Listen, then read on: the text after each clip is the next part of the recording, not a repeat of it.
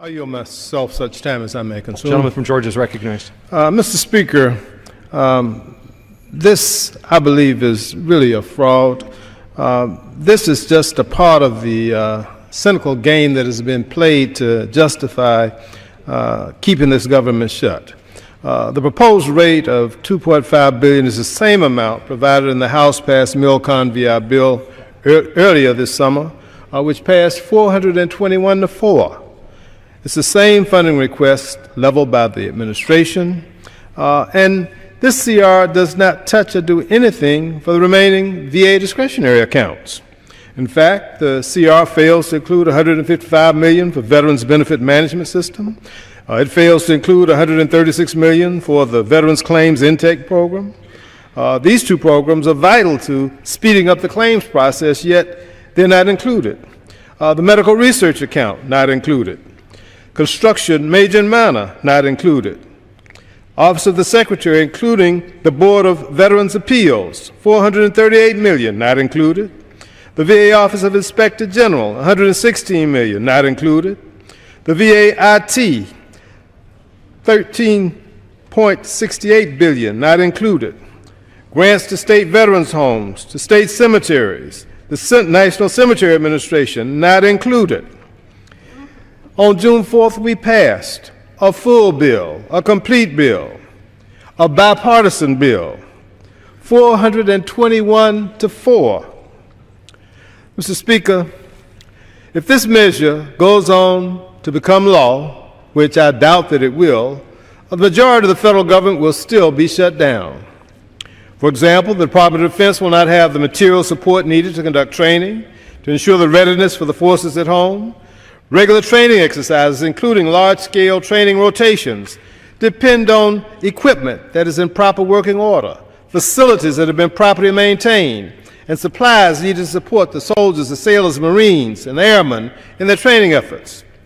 Under this bill, pay would still be denied to more than 42,500 federal law enforcement agencies and correctional workers at the Department of Justice, 4,000 weather forecasters and other National Weather Service employees, and other extreme weather events. We won't have employees to protect us.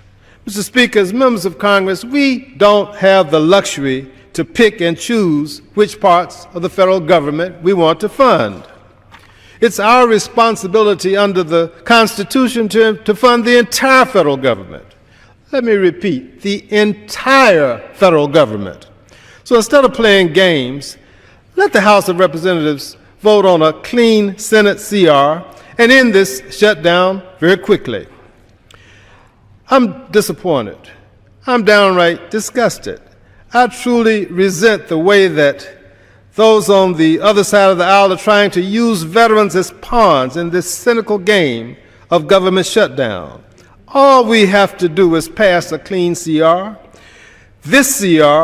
This budget should not be a Democrat CR. It should not be a Republican CR. It should be an American CR for all of us. I urge that we defeat this cynical effort and we adopt a full, clean CR. With that, I reserve the balance of my time. I thank you very much. We live in the greatest country on the face of the earth. We enjoy freedoms that they enjoy no place else like in America. But freedom is not free.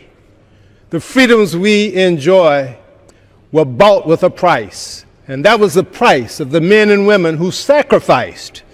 And I am very, very saddened tonight that our colleagues would use and would hide behind the garment of sacrifice of those veterans and put forth a CR that does not fund, as the Senate CR does, the discretionary budget fully, the mandatory budget fully, but this CR will not.